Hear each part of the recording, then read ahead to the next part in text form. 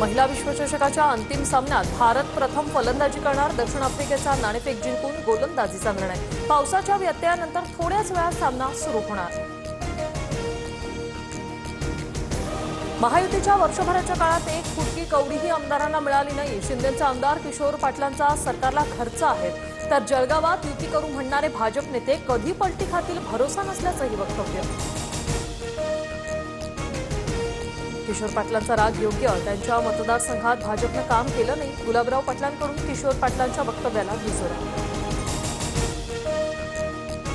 भाजपनं मतदारसंघात काम केलं नसतं तर किशोर पाटील निवडून आले नसते. महायुतीत कटुता येईल अशी वक्तव्य नको, प्रवीण दरेकरांचा सल्ला.